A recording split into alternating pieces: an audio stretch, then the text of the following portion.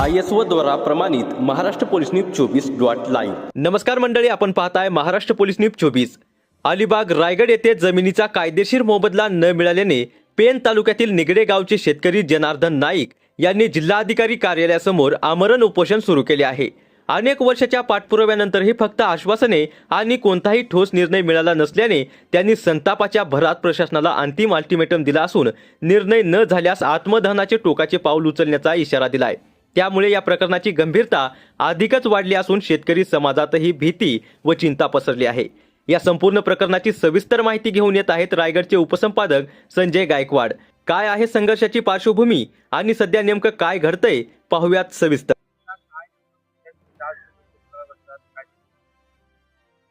मी जनार्दन शिवराम नाईक।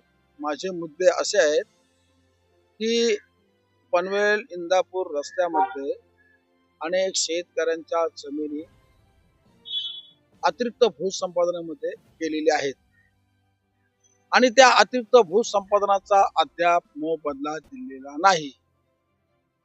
विशेष लोकांना मोबदला दिलेला आहे, परंतु त्याच्यामध्ये भ्रष्टाचार झालेला आहे आणि त्या भ्रष्टाचारामुळे विशेष लोकांना मोबदला देऊन जी लोक त्यांच्याकडे जाऊन कुठलाही व्यवहाराची चर्चा करत नाही, अशा लोकांना मोबदला दिला जात नाही। याच्यामध्ये फक्त नॅशनल हायवेच येतो, अन्य सर्व अधिकारी सर्व शेतकऱ्यांना चांगल्या प्रकारे सहकार्य करतात। म्हणजे आमचा उपविभागाधिकारी पेन हे सुद्धा चांगलं सहकार्य करतात, परंतु नॅशनल हायवे जनतेची शेतकऱ्यांची फसवणूक करतोय। म्हणून मी ते उपोषणाला बसलो आहे। जमीन जाणार आहे त्याच्यामध्ये आणि किती तुम्हाला मोबदला येणं बाकी आहे? माझी जमीन कमीत कमी 10 गुंठ्यापर्यंत जात आहे आणि मला मोबदलाचा काय मला रक्कम सांगता येत नाही, परंतु मोबदला मला चांगल्या प्रकारे मिळेल।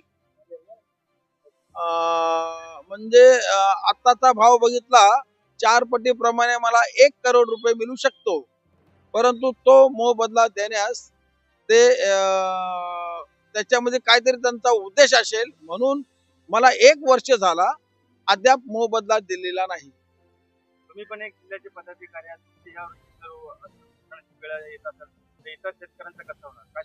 मी जिल्ह्याचा पदाधिकारी आहे, तरी सुद्धा माझ्यावर उपोषण करण्याची वेळ आलेली आहे आणि हे सामान्य जनता, सामान्य शेतकरी हे काय करतील? यांना कुठेशी धावताच येत नाही। हे फक्त उपयोगी अधिकारी साहेब यांच्याकडे जातात आणि नॅशनल हायवेकडे जर गेले कोणी तर त्यांना ते उर्वर करतात आणि माझ्यासारखी वेळ आलेली आहे। जी अशी वेळ आलेली आहे की मला सुद्धा मोबदला देत नाही, म्हणून मी अमरण उपोषणाला बसलेलो आहे। दादा, नेमकं हा मुद्दा जर शासकीय अधिकारी व नॅशनल हायवेचे अधिकारी जर आले नाही तर काय करणार साहेब? जर मी 3 ते 4 दिवस वाट बघेन, हे शासकीय अधिकारी म्हणजे नॅशनल हायवेचे अधिकारी तशी येऊन माझ्या प्रश्नांची उत्तरं नाही दिली किंवा मला माझ्या जमिनीचा तसेच बांधकामांचा मोबदला नाही दिला, तर मी 3 ते 4 दिवस वाट बघेन आणि खरोखर आत्मदहन केल्याशिवाय मला पर्याय राहणार नाही आणि मी आत्मदहन करणार आहे, याची नोंद त्यांनी घ्यावी। दादा, उपोषणाला बसलात तुम्ही, किती शेतकऱ्यांना मोबदला दिलेला आहे की नाही मिळाला आहे आणि किती लोकांना त्याचं जमिनी गेल्यात, किती लोकांच्या गेल्यात? साहेब, मी उपोषणाला बसलोय याचा कारण अतिरिक्त भूसंपादन झालेलं आहे। अतिरिक्त भूसंपादन झालेलं आहे, त्याचाच मोबदला हजारो शेतकऱ्यांना मिळालेला नाही।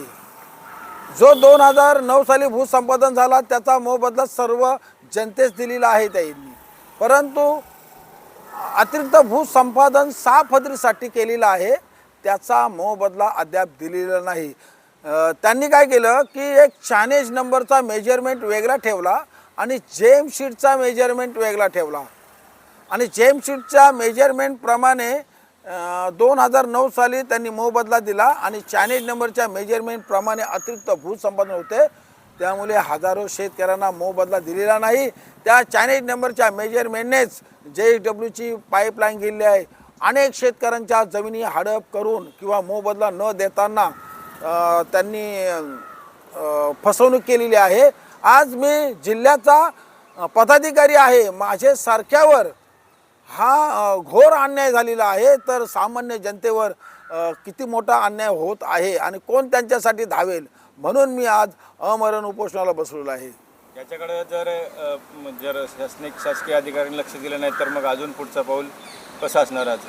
जर शासकीय अधिकाऱ्यांनी लक्ष दिला नाही तर मी आंदोलन तीव्र करीन आणि मी आता अमरण उपोषणासाठी 5 दिवस मी वाट बघेन की हे माझ्याकडे लक्ष देतात की नाही. त्याच्यानंतर मी 6व्या दिवशी आत्मदहन करणार आहे.